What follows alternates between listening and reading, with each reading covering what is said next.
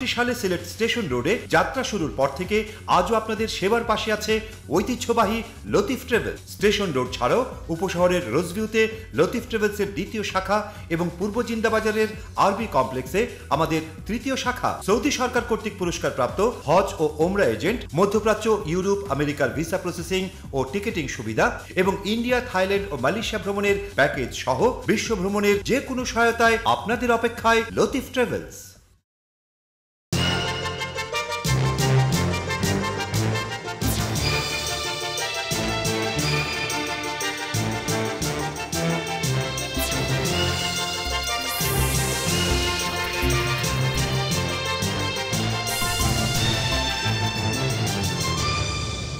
আসসালামু আলাইকুম। সিলেট স্টুডিও থেকে চ্যানেল এ সিলেটের খবরে সবাইকে স্বাগত জানাচ্ছি ফাতেমা রশিদ সাবা। প্রথমেই জানিয়ে দিচ্ছি খবরের শিরোনামগুলো। মুক্তিযুদ্ধে বিশেষ অবদানের স্বীকৃতি স্বরূপ মর্যাদাপূর্ণ রাষ্ট্রীয় সম্মাননা পাওয়ায় অর্থমন্ত্রী আবুল মাল আব্দুল মুহিতকে সিলেট জেলা ও মহানগর আওয়ামী লীগের পক্ষ থেকে গণসংবর্ধনা। সিলেটে ছাত্রলীগের দুই গ্রুপের মধ্যে সংঘর্ষ, 4 জনকে আটক। এম ইলিয়াস আলী এখনও জীবিত আছেন এবং যে কোনো সময় তিনি সরকারের গুম নামক কারাগার থেকে ফিরে আসবেন। গুম হওয়ার 4 বছর পরও এমনটাই প্রত্যাশা সিলেট বিএনপির নেতাকর্মীর।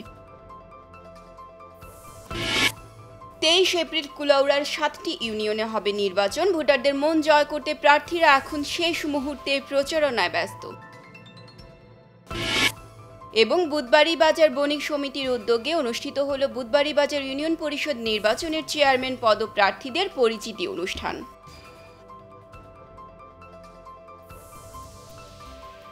এতক্ষণ শিরোনাম শুনছিলেন, এবারে পুরো খবর। মুক্তিযুদ্ধে বিশেষ অবদানের স্বীকৃতি স্বরূপ মর্যাদাপূর্ণ রাষ্ট্রীয় সম্মাননা পাওয়ায় অর্থমন্ত্রী আবুল মাল আব্দুল মুহিতকে সিলেট জেলা ও মহানগর আওয়ামী লীগের পক্ষ থেকে গণসংবর্ধনা প্রদান করা হয়েছে। এ সময় অর্থমন্ত্রী নেতাকর্মীদের প্রতি কৃতজ্ঞতা প্রকাশ করেন। অনুষ্ঠানে অর্থমন্ত্রী বলেন, দেশে কৃষি বিপ্লব হয়েছে, উৎপাদন মাত্রা 3 গুণ বৃদ্ধি পেয়েছে এবং বর্তমান সরকার দেশের দারিদ্র্য বিমোচনে সব ধরনের কাজ করে যাচ্ছে। বিস্তারিত মোয়াজ্জেম সাজুর রিপোর্টে, ক্যামেরায় ছিলেন বেলাল আহমেদ। অর্থমন্ত্রী আবুল মাল আব্দুল মুহিত স্বাধীনতা পদক পাওয়ায় নগরীর রিকাবিবাজারস্থ নজরুল ইসলাম অডিটোরিয়ামে শনিবার সন্ধ্যায় সিলেট জেলা ও মহানগর আওয়ামী লীগের পক্ষ থেকে সংবর্ধনা প্রদান করা হয়েছে। অনুষ্ঠানে অর্থমন্ত্রী সিলেট জেলা ও মহানগর আওয়ামী লীগের প্রতি কৃতজ্ঞতা জানিয়ে বলেন, আপনারা আমাকে যে ভালোবাসা, সম্মান ও শ্রদ্ধা দেখালেন তাতে আমি অভিভূত। এর জবাব দেওয়ার কোনো ভাষা নেই। আজকে আপনারা যে ভালোবাসা, যে সম্মান, যে শ্রদ্ধা, যে বন্ধুত্ব এখানে তুলে ধরবেন, উপস্থাপন করবেন, আমি একান্তই অভিভূত। আমার কোনো শব্দ নেই, কথা নেই যা দিয়ে এই অভিভূতিটাকে বিশেষভাবে আপনার সামনে চিত্রায়িত করতে পারে। অর্থমন্ত্রী বলেন, দারিদ্রতা বিমোচনের জন্য প্রধানমন্ত্রী শেখ হাসিনার নেতৃত্বাধীন সরকার সব ধরনের উদ্যোগ নিচ্ছে। দেশে 2021 সালের মধ্যে দারিদ্রতা থাকবে না। তিনি আরও বলেন, শেখ হাসিনার নেতৃত্বে মানুষের ভোটের অধিকার, নির্বাচনের অধিকার প্রতিষ্ঠিত হয়েছে। বিশ্বের যে আমরা জনসাধারণ আছি তারা স্থির করেছে যে 2030 সালে পৃথিবীতে কোনো দারিদ্র থাকবে না, পভার্টি আর কোনো দেশে কোথাও থাকবে না। আমরা বাংলাদেশি সেই অবস্থা, আমার দৃঢ় বিশ্বাস, তার জন্যে 2030 সাল আমাদের অপেক্ষা করতে হবে না। আমরা 2021 সালে সেই অবস্থায় পৌঁছতে পারব। আমরা বলতে পারি যে এই মুহূর্তে আমরা আমাদের প্রথম আদর্শ যেটি গণতন্ত্র এবং গণতন্ত্রের সবচেয়ে রক্ষা কবচ হল নির্বাচনের অধিকার, এইটি এখন প্রতিষ্ঠা করেছি আমরা এবং এই প্রতিষ্ঠায় শেখ হাসিনাকে আমাদের বিশেষভাবে ধন্যবাদ দিতে হবে। সংবর্ধনা অনুষ্ঠানে অর্থমন্ত্রী বলেন, জ্বালাও পোড়াও করে দেশকে অস্থির করে তোলা হয়েছিল, বর্তমানে জ্বালাও পোড়াও আর নেই। খালেদা জিয়া জ্বালাও পোড়াও বন্ধ করে দিয়েছেন বলেও মন্তব্য করেন অর্থমন্ত্রী আবুল মাল আব্দুল মুহিত।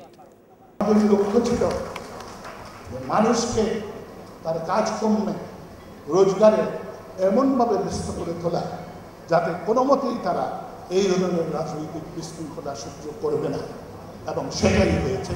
বেগম খালেদা জিয়া এটা মেনে নিয়েছেন এবং যারা অপরাধের এবং এইসব অস্থিতিশীল অবস্থা সৃষ্টি করার রাস্তা থেকে তিনি এখন সরে এসেছেন। সিলেট মহানগর আওয়ামী লীগের সভাপতি বদরুদ্দিন আহমেদ কামরানের সভাপতিত্বে এবং জেলা আওয়ামী লীগের সাধারণ সম্পাদক শফিকুর রহমান চৌধুরীর পরিচালনায় সভায় বক্তব্য রাখেন জাতিসংঘের বাংলাদেশের সাবেক রাষ্ট্রদূত AKM আব্দুল মোমেন, আওয়ামী লীগের কেন্দ্রীয় সাংগঠনিক সম্পাদক অ্যাডভোকেট মিসবাউদ্দিন আহমেদ সিরাজ, মহানগর আওয়ামী লীগের সাধারণ সম্পাদক Asaduddin Ahmed. Muazzem Saju, channel S news, Sylhet. সিলেটে ছাত্রলীগের দুই গ্রুপের মধ্যে সংঘর্ষ হয়েছে। ছাত্রলীগের বিধান গ্রুপ এবং দর্শন দেউরি গ্রুপের মধ্যে এই ঘটনা ঘটে বলে অভিযোগ পাওয়া গেছে। শনিবার সন্ধ্যা ৬টায় সিলেটের রিকাবি বাজারের কাজী নজরুল অডিটোরিয়ামে অর্থমন্ত্রী আবুল মাল আব্দুল মুহিতের সংবর্ধনা অনুষ্ঠান ছিল। অনুষ্ঠান শেষে অর্থমন্ত্রী চলে যাওয়ার পর অভ্যন্তরীণ বিরোধের জের ধরে সংঘর্ষে জড়ায় ছাত্রলীগের দুই পক্ষ। পুলিশ তাৎক্ষণিকভাবে ৪ জনকে আটক করেছে। এর আগে রিকাবিবাজার এলাকার সিলেট জেলা স্টেডিয়ামের সামনে থেকে ২৩টি রামদা উদ্ধার করেছে কোতোয়ালি থানা পুলিশ। স্টেডিয়ামের ফটকের পাশে দাঁড়িয়ে থাকা একটি সিএনজি চালিত অটোরিকশা থেকে বিকেল ৫টায় এই রামদাগুলো উদ্ধার করা হয়। এ সময় ৬টি লোহার রডও উদ্ধার করে পুলিশ। গোলাপগঞ্জ পৌর বিএনপির উদ্যোগে যুক্তরাজ্যের লন্ডন সিটি বিএনপির আহ্বায়ক মোহাম্মদ তাজুল ইসলামকে সংবর্ধনা প্রদান করা হয়েছে। চলতি সপ্তাহে বিকেলে স্থানীয় একটি কমিউনিটি সেন্টারে আয়োজিত সংবর্ধনা অনুষ্ঠানে প্রধান অতিথি ছিলেন সিলেট জেলা বিএনপির সভাপতি আবুল কাহের চৌধুরী শামীম। পৌর বিএনপির সভাপতি মশিকুর রহমান মহির সভাপতিত্বে ও সাধারণ সম্পাদক নজরুল ইসলামের পরিচালনায় প্রধান বক্তা ছিলেন জেলা বিএনপির সাধারণ সম্পাদক আলী আহমদ। অনুষ্ঠানে সংবর্ধিত অতিথির বক্তব্য রাখেন ৯০ দশকের ছাত্রনেতা যুক্তরাজ্য লন্ডন বিএনপির সভাপতি মোহাম্মদ তাজুল ইসলাম। বিশেষ অতিথি ছিলেন জেলা বিএনপি সাংগঠনিক সম্পাদক ইমরান আহমদ চৌধুরী, জেলা শ্রমিক দলের সাধারণ সম্পাদক সুরমান আলী, স্বেচ্ছাসেবক দলের কেন্দ্রীয় সদস্য অ্যাডভোকেট মুজিবুর রহমান, উপজেলা বিএনপির সিনিয়র সহ সভাপতি ডক্টর আব্দুল গফুর। বক্তব্য রাখেন উপজেলা বিএনপি সহ সভাপতি পৌর কাউন্সিলর হেলালুজ্জামান, সৈয়দ হাসান মাহমুদ বাবু, গোলাপগঞ্জ পৌর বিএনপির সাবেক সভাপতি সালিক আহমদ, লন্ডন বিএনপি নেতা ফয়জুল ইসলাম, ফখরুল ইসলাম, খায়রুল ইসলাম, পৌর বিএনপি সহ সভাপতি আব্দুল খালিক, উপজেলা বিএনপির যুগ্ম সম্পাদক মামুনুর রশিদ মামুন, পৌর বিএনপির যুগ্ম সম্পাদক দুলাল আহমদ, উপজেলা বিএনপি প্রচার সম্পাদক আমিন উদ্দিন, দপ্তর সম্পাদক সানোয়ার হোসেন ইমানি সহ আরও অনেকে। গোলাপগঞ্জ উপজেলার পৌর এলাকার দাঁড়িপাতন সরকারি প্রাথমিক বিদ্যালয় বার্ষিক ক্রীড়া প্রতিযোগিতা পুরস্কার বিতরণ ও বিদ্যালয়ের প্রাক্তন ছাত্র যুক্তরাজ্য প্রবাসী শফিকুল ইসলামের সংবর্ধনা অনুষ্ঠিত হয়েছে। অনুষ্ঠানে প্রধান অতিথি ছিলেন গোলাপগঞ্জ মডেল থানার অফিসার ইনচার্জ AKM ফজলুল হক শিবলি। প্রধান অতিথির বক্তব্যে তিনি বলেন, নতুন প্রজন্মকে সুশিক্ষিত করে গড়ে তুলতে আমাদের সবাইকে নিজ নিজ অবস্থান থেকে গুরুদায়িত্ব পালন করতে হবে। বর্তমান শিক্ষার্থীরাই আমাদের ভবিষ্যৎ। তাদের মেধাকে কাজে লাগিয়ে আমরা বাংলাদেশকে একটি উন্নত রাষ্ট্রে পরিণত করতে পারি।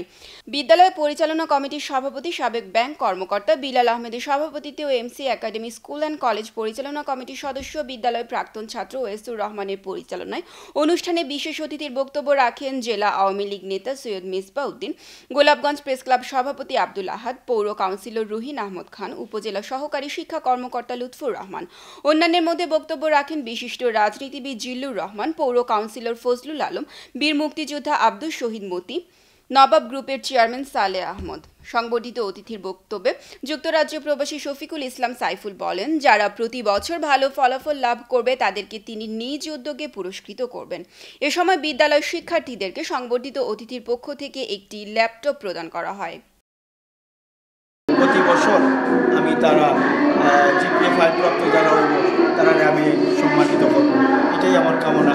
খবরের এই পর্যায়ে নিচ্ছি ছোট্ট একটা বিরতি। ফিরে এসে অন্যান্য খবরের সাথে আরও যা থাকছে।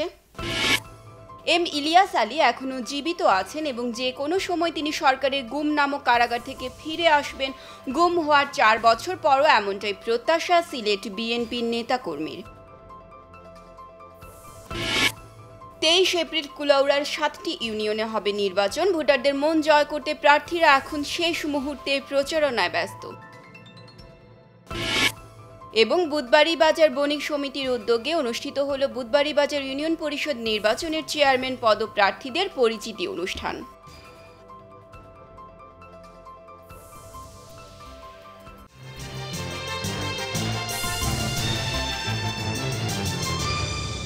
সালে সিলেট স্টেশন রোডে যাত্রা শুরুর পর থেকে আজও আপনাদের সেবার পাশে আছে ঐতিহ্যবাহী লতিফ ট্রাভেলস। স্টেশন রোড ছাড়াও উপশহরের রোজভিউতে লতিফ ট্রাভেলসের দ্বিতীয় শাখা এবং পূর্ব জিন্দাবাজারের আরবি কমপ্লেক্সে আমাদের তৃতীয় শাখা। সৌদি সরকার কর্তৃক পুরস্কারপ্রাপ্ত হজ ও ওমরা এজেন্ট, মধ্যপ্রাচ্য, ইউরোপ, আমেরিকার ভিসা প্রসেসিং ও টিকেটিং সুবিধা এবং ইন্ডিয়া, থাইল্যান্ড ও মালয়েশিয়া ভ্রমণের প্যাকেজ সহ বিশ্ব ভ্রমণের যে কোনো সহায়তায় আপনাদের অপেক্ষায় লতিফ ট্রাভেলস।